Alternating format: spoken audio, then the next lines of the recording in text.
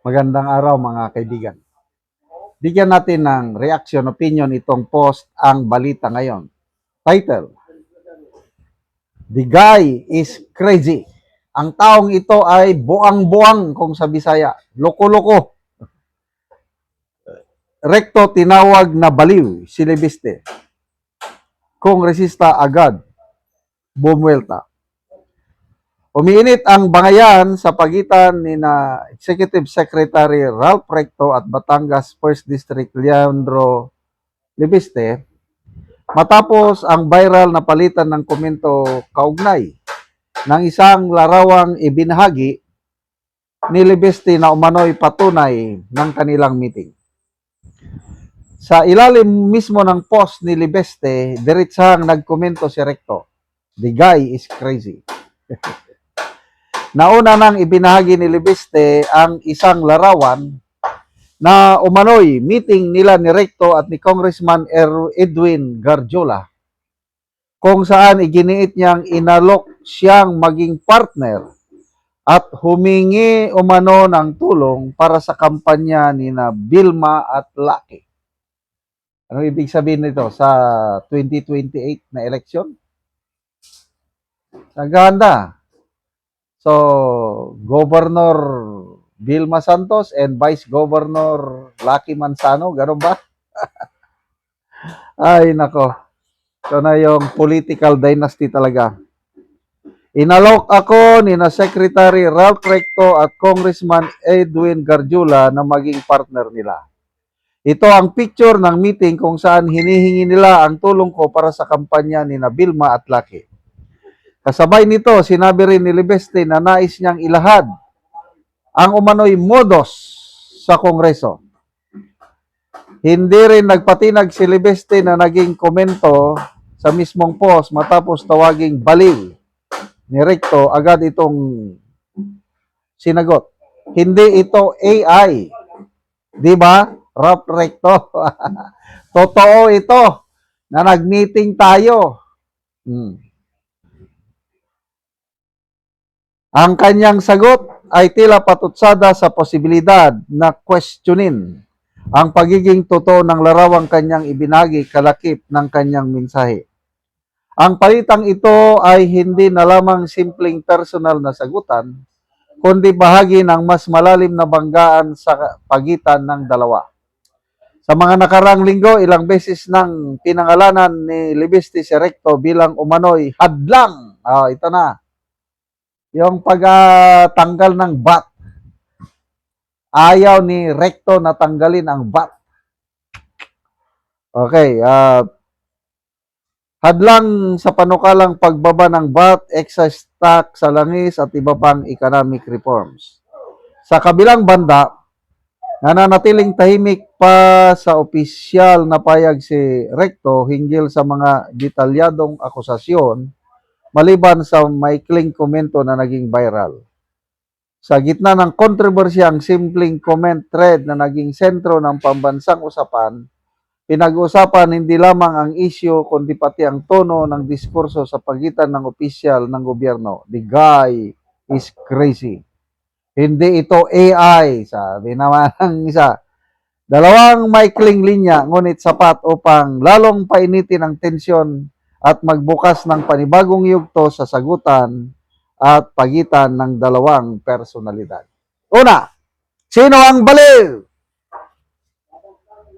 Matatawag bang baliw yung isang tao gumagamit ng sarili niyang pera para tulungan ang mga estudyante sa kanyang distrito?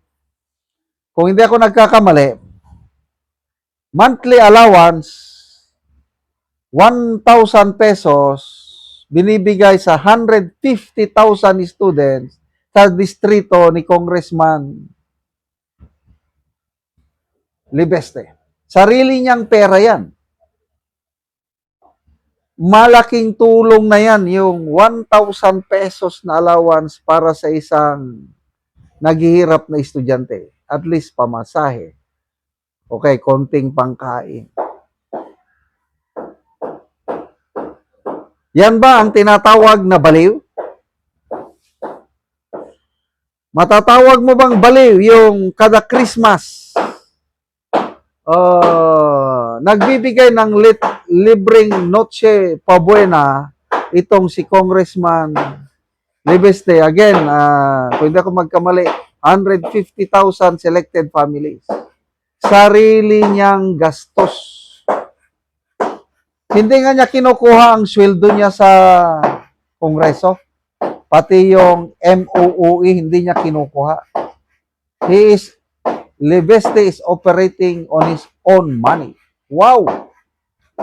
Bibihira yung ganyan. Ibig sabihin, yung kanyang paglilingkod bilang congressman, hindi dahil sa pera. Kasi karamihan, makakuha ng pundo. Yun. Baliktad itong si Libiste, siya ang nagbibigay sarili niyang pera. Yun ba ang tatawagin yung baliw? Baliw ba yung manananawagan na ibaba ang VAT, excise tax? Ayaw. Sinong ayaw? Rekto. Ako, simpleng mamayan, gusto ko sana ngayong panahon ng krisis sa langis, tanggalin lang muna yung excise tax ng langis, ibaba lang yung VAT para maramdaman yung kaunting tulong ng gobyerno. Kailang ayaw patanggal ng isang ES recto na sinusunod naman ng Pangulo. Sino ang baliw? Di ba may kantang kanta, sino ang baliw, sino ang ano?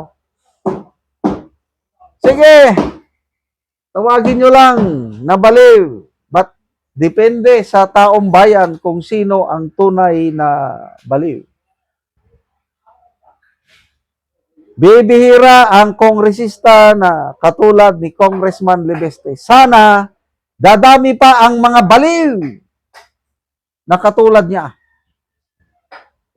para pagsilbihan ang nakakarami. Nakikita ko balang araw, malayo ang mararating nitong Libeste sa politika. Sige, baliw kung baliw sa inyong paningin, para sa akin, isa siyang modern day hero. Mabuhay ka, Congressman Libeste.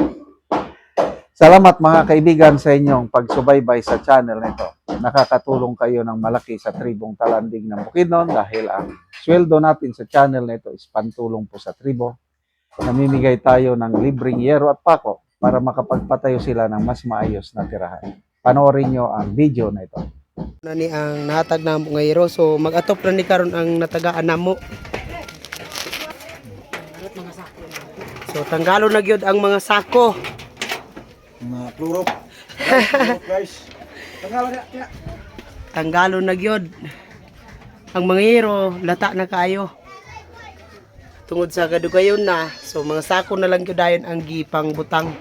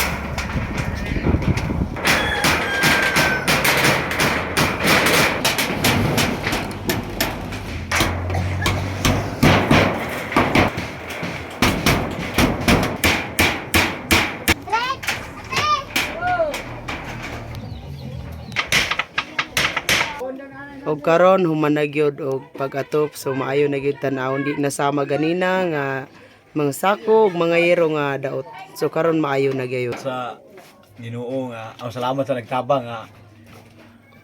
Tagaan gyud mig at mga top di namin maulanan, so especially salamat kayo sa Ginoo nga. Sa isugo sa Ginoo nga tao nga mutabang sa mga, so mura na daghang salamat. So salamat kaayo.